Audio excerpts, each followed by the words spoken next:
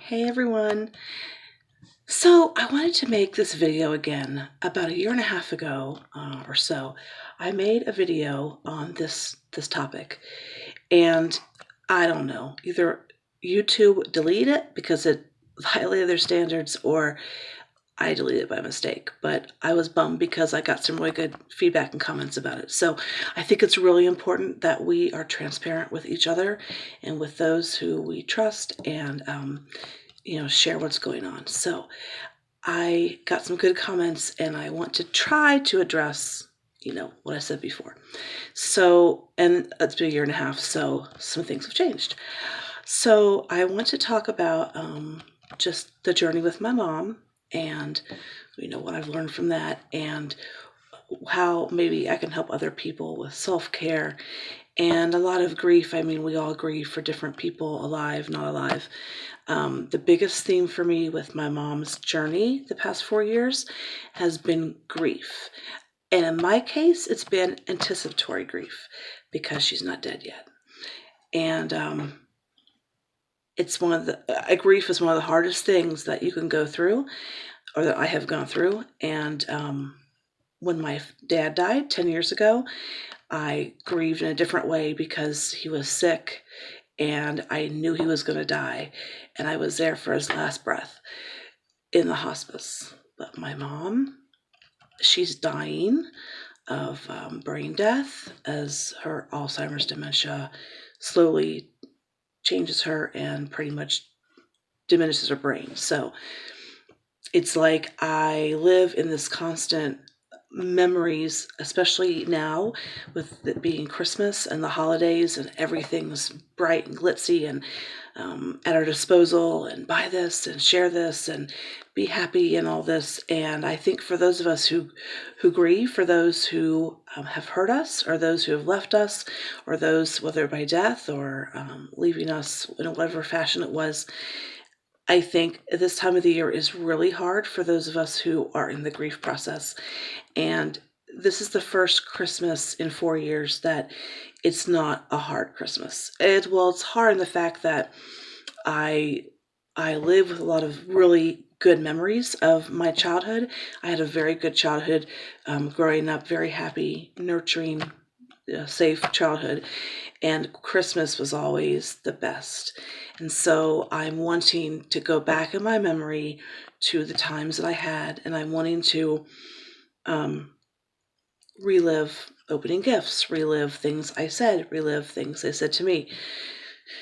And I can relive it in my mind, but I can never have it again. So, and what makes it even harder is, like with my dad, I can go visit where he is laid at rest, and I know there's closure and he is gone. But with my mom, she's still alive, and I can go see her in her memory care unit, but what I see now is very different than what I want to see. I want to see the mom that was very different, very vibrant and very mobile and who could talk clearly, and I use sarcasm to get through this. So 4 years ago this month, actually, we're coming up on it, my mom received a diagnosis of vascular dementia, and along the way, she has received an Alzheimer's diagnosis. I pretty much saw that before they realized it, but I could talk forever on this, but I was living with her at the time. I was single. I wasn't looking to date anybody. I would date a couple guys here and there, and a bunch of wackos. So I was very happy living with her. We had talked about living together for a long time. I was, teaching.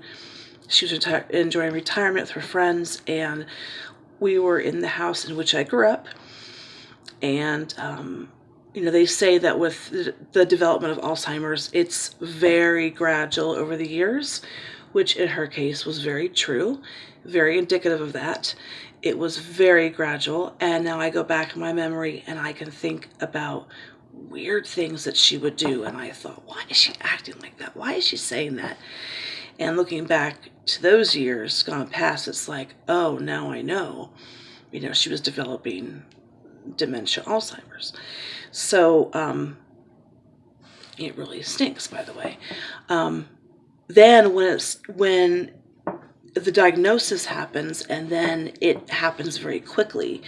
So, I was taking her to, many appointments. She gave up driving on her own, praise the Lord. That's a big, hard part that people have a hard time with. But she knew it was time to give up driving, so I had the car. We had one car, and I was taking her to appointments, and, her friends would call me and say she's acting weird in euchre groups, and she's saying weird things at lunch, and people were saying things to me like along the way, and I didn't want to hear those things. I mean, who does, And I was like, no, I'm not going to listen to this. I'm not going to listen to this because, I did not want to believe these things about my mom. I mean, she was my best friend. We were roommates. We had a really good thing going.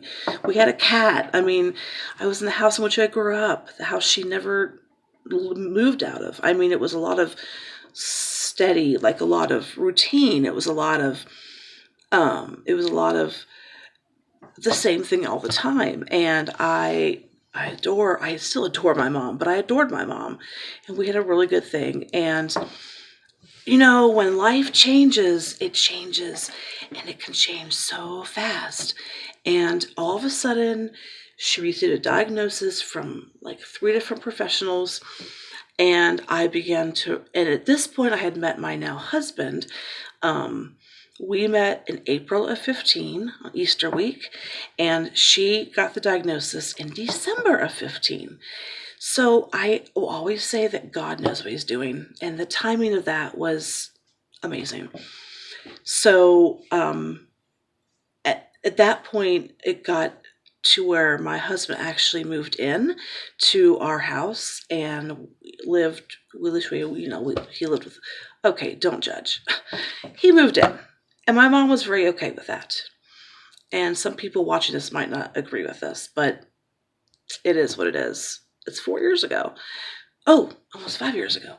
So he moved in. He was very helpful. But, as time went on, we began to talk that, we couldn't imagine having her live with us because her life consisted of, if a friend would come by and visit, that was stimulation. If she was one of her regular card groups or girls' bridge group or church group or something, whatever she was able to do, she would have stimulation then. But I was in school and he was working, and her life was, you don't do anything until one of us gets home. And her life was watching Dr. Phil and Judd shows. And why I love Dr. Phil, really? Okay. So that's not much stimulation. And she was getting gradually worse. I mean, she was doing really bizarre things that I did not understand. So I began to educate myself on the disease of Alzheimer's dementia. And I've gotten really involved in the Alzheimer's Association here in Cincinnati, and I've called the 24-hour hotline many times. I mean, my mom has just changed, she has just changed so much. So, it was really hard because, for a long time she was a certain way, and then she started saying and doing things that were out of her character, and I'm like, who is this? What's going on?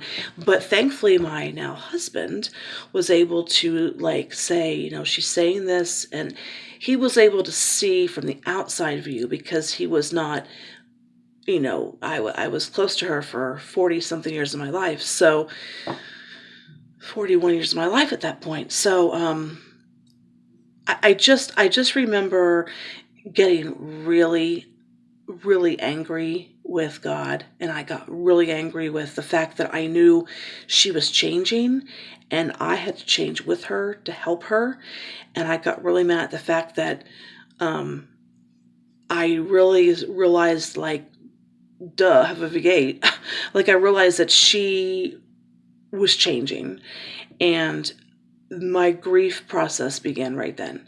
It was almost like she had left my life. I mean, she has been leaving my life because she's been changing so much. So she has been leaving my life. And so I would vacillate between anger at God, why don't you stop this? Anger at myself, did I do something? Anger at my dad for leaving us, which he didn't, but 10 years ago. Anger at her for changing. I mean, all these are rational anger. I mean, anger is not irrational, but these are rational thoughts. Like, I was pissed. I was pissed off. I was like, God, what, you can heal people. You can do miracles. Why don't you stop what she's going through? It's unfair to her. It's really hard to watch. So I felt like it was almost like she left. She left my life, and I would get pissed off. I would get so angry, like, you're leaving me. You've left me. Like this 4 decades of knowing her, and like she's left me. But she hasn't left me because she was still there.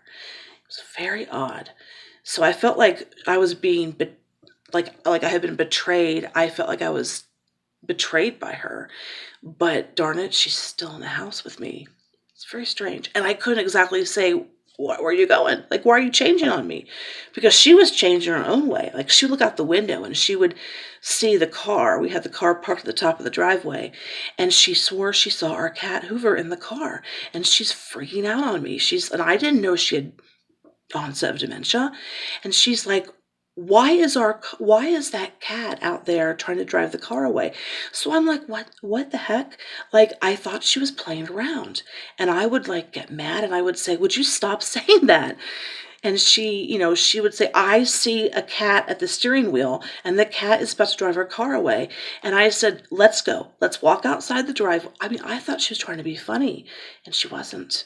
Then I felt angry at myself for making her walk out there. I mean, what is this? Oh, there's someone messaging me. Ooh. Oh, sorry. Okay. So it was like a tidal wave, really. Like, it all happened very quickly. Like, the aha moment was Easter of 16. She had a series of events where she got sick, and she went the wrong way on the entrance to the highway, and I'm just surprised she's even alive. Like, she had really weird things happen. And so I had a deep come to Jesus talk with a friend of ours who's also my mom's church nurse. And she said to me, you need to find a place for your mom. By this point, I was POA. I had known I would be POA for my mom for years. My mom was awesome in the way that years ago she told me, when I get old and I get sick, I do not want this and I want this. I don't want to be put here. I want you to put me in a place like this. I don't want this and I want this. So I, for years, promised her I would not put her at Blue Ash Nursing Home. Whoa, it's still there. Oh my gosh.